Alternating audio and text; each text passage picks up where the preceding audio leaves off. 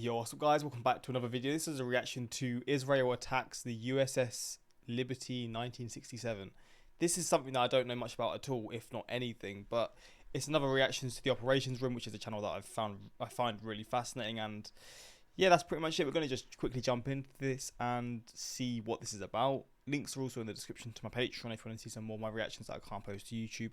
I recently reacted to Back to the Future and I really enjoyed it, and there's more movie reactions to come. So if you're interested or you want to suggest me some things to react to, links are there for those interested. But let's check this out and see what really happened here. I don't know anything about this topic.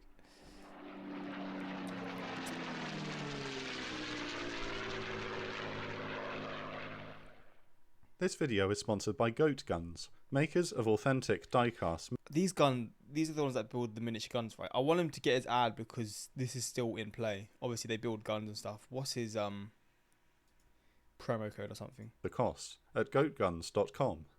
That's Goat Guns. Now you too can get your hands on a little bit of history for a fraction of the cost at goatguns.com. That's goatguns.com. Have a little fun. Wait, does he not have a code or anything? Goat gun model. You assemble the kit yourself. The parts snap and screw together. Unless it's not an ad, it's just his company. I don't know if he's got like a little ad or something. Wait. Let me see if there's a link in the description. I guess just go to goatguns.com. There you go. If you want to help him out, which I'm sure would be much appreciated from him. Links are there for those interested. Anyway, let's jump into it. The 8th of June 1967, during the height of the Six-Day War, the American auxiliary research ship, the USS Liberty, approaches the Sinai coast to facilitate command and control, otherwise known as information warfare, during the Middle Eastern hostilities. Unbeknownst to the Liberty, a series of unfortunate events are to fall together which will result in the death of some 34 crew members and the wounding of a further 164. Jesus. This video will show the version of events according to the CIA, NSA, the Israeli Defense Forces Inquiry Reports of June 1967 and June 1982, and Assault on the Liberty by Harriet and Ennis Jr.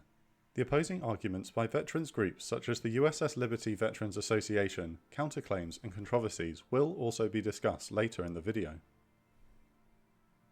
A few days earlier, the State of Israel launches a preemptive military strike against the United Arab Republic, the Syrian Arab Republic, and the Hashemite Kingdom of Jordan.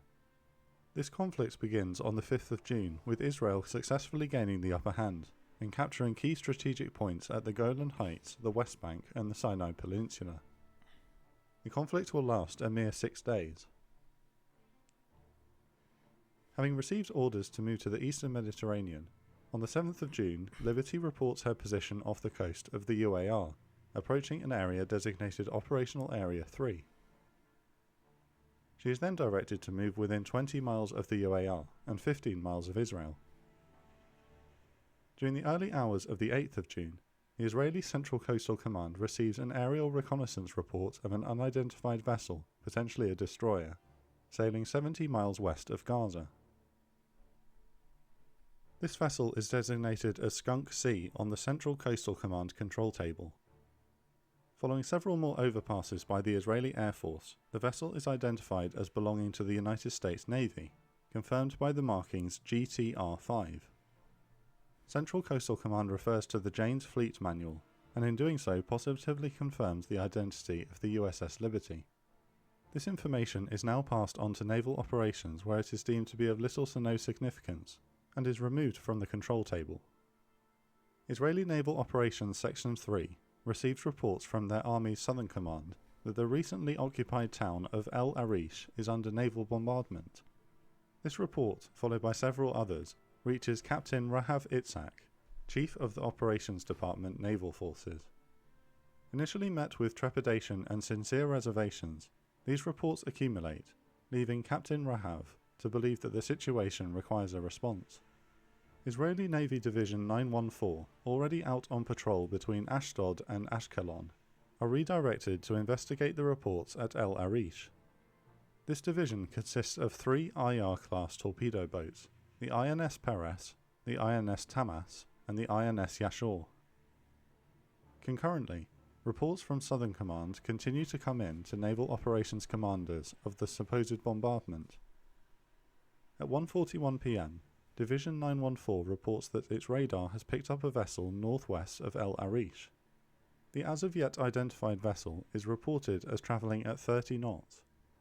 Its speed is of significance as, to quote Israeli procedure, when there are reports of an enemy in the theatre and radar detects one or more ships sailing at a speed of above 20 knots, they shall be considered hostile, and no further identification shall be carried out. Wow. With Division 914 giving chase and unable to match pace with the vessel, a request for air support is made. A pair of Mirage 3s, named Cursor Flight, are diverted from their air patrolling task over the Sinai Peninsula. From the recorded conversations of the pilots involved, they identify the vessel as military with a single mast and a single funnel. The pilots report that the size of the target appears to them to be a destroyer or something similar. Air Control grants permission to attack the ship, pending visual identification. At 2 p.m, Cursor Flight, led by Captain Spectre, descends to 3,000 feet and circles the vessel twice. His wingman executing one identification run, observing that the vessel bears no markings, is armed and resembles a warship. After feeding this information to Air Control, the aircraft are given permission to attack. Oh my god. From the starboard side of the bridge, Commander McGonagall of the USS Liberty observes a single jet aircraft to the southeast 5 miles away. He doesn't spot the second aircraft approaching from the port side, moving in to launch a strike against the bridge itself. Cursor Flight begins the first of a series of 4 strafing runs against the Liberty. After the first attack run, a fire erupts on her port side. With Cursor Flight only armed with their guns, Lieutenant Colonel Kislev diverts 2 nearby Super Mystère aircraft, Royal Flight, to engage the vessel. There's more coming. Jeez, man. Flipping hell. Royal Flight's aircraft are armed with napalm, unsuitable for Napalm? anti-ship warfare, but Kislev instructs his aircraft to use whatever weapons they have. As Cursor Flight completes its final strafing run, Royal Flight moves in and executes 2 bombing runs, with one of the 4 napalm strikes engulfing the vessel. During this attack, Royal Flight reports spotting markings CPR-5 on the vessel. This report is fast-tracked to Naval and Air Force commands and arouses suspicion as to the vessel's identity, noting the similarity with the markings GTR-5 spotted on the... They're supposed to be on the same side. Is this literally just a case of misidentity? I guess it is misidentity. That's not the word I'm looking for, but just getting, just thinking it's something else. God damn, man, I hate it when it's like that. Because it could have been so easily avoided. The USS Liberty earlier. Kislev immediately orders his aircraft to disengage and to report the damage sustained. At 2:16 p.m, the aircraft leave. Liberty has been subjected to a 20-minute strike by Israeli aircraft, involving 4 strafing runs and 2 napalm attacks in light of numerous identification runs. Fuck. The bridge and machine gun positions have been struck.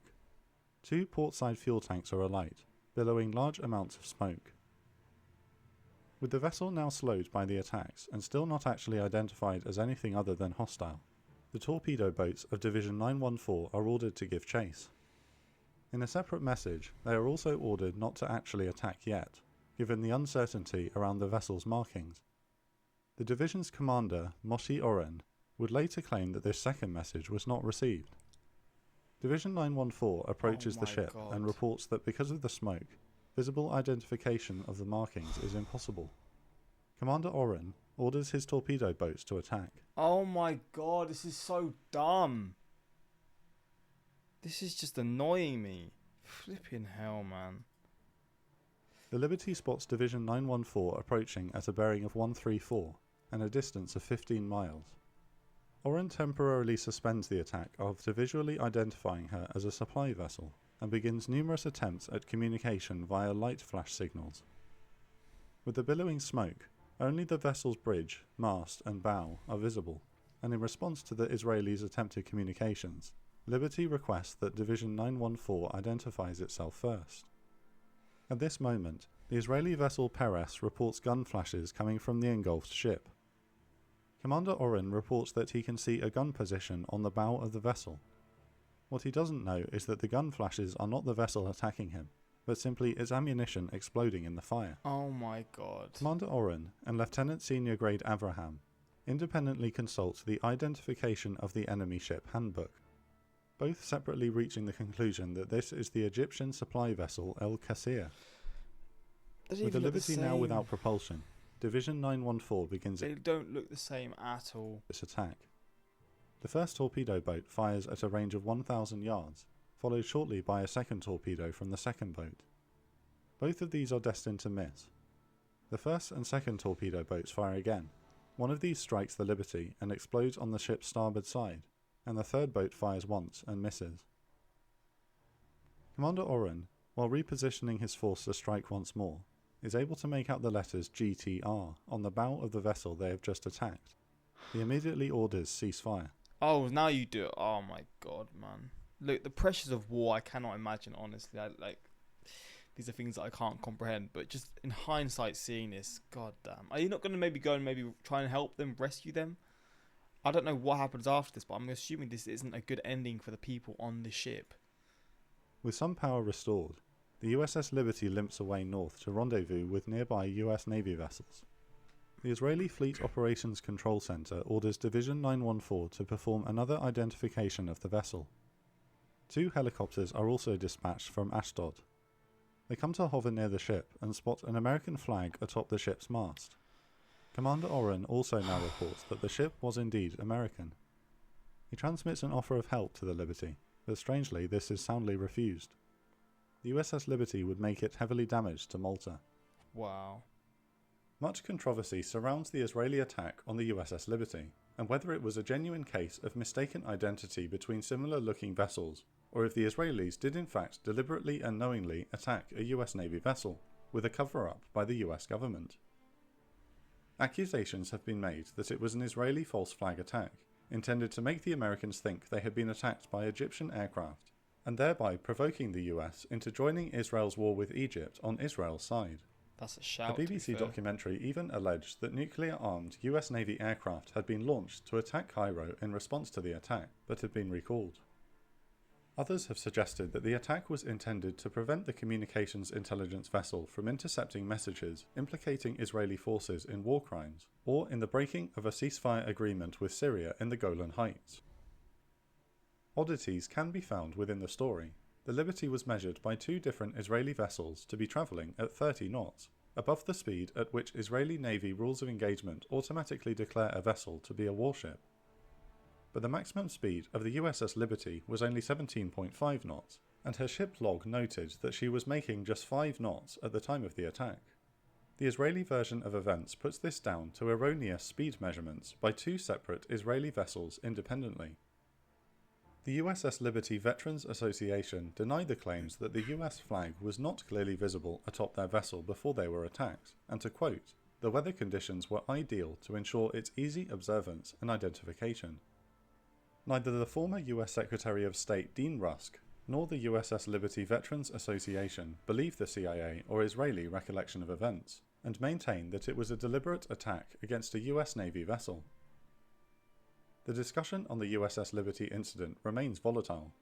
Some groups who question the Israeli version of events do so to justify their extremist anti-Semitic beliefs and their preconceived notions of global Jewish conspiracy. Others who question the Israeli account of events, such as the USS Liberty Veterans Association, condemn and disavow anti-Semitic beliefs and are only seeking accountability for what they see as criminal acts perpetrated against them. Can't blame them either. If you've been attacked, you're not like trying to seek out the truth through hatred of people or religion or whatever. It's because you've been attacked. Flipping hell. Conversely, some pro-Israeli groups seek to tarnish any viewpoint that is critical of the actions of the Israeli military that day as anti-Semitic. This channel has presented the opposing versions of events without opinion, and with that, grab some popcorn and a hard hat, and I'll see you in the comments. Well, there we go. That is fascinating as hell. No government or military, regardless of their ethnicity, religion or history, should be free from criticism, of course. Of course not. I remember hearing the initial flybys were so close the sailors could clearly see the pilots in the aircraft. Wow. So they should have been able to see them. That's just mental. Truly a greatest ally moment of all time. Flipping hell. I never knew about this before, but this is wild. This is absolutely wild. Did it say if anyone was killed from it? It didn't. But I guess no one did because it didn't mention that. So I guess that's a positive from this, but I don't actually know. But yeah, let me know in the comments. And that's that. Until next time. Peace.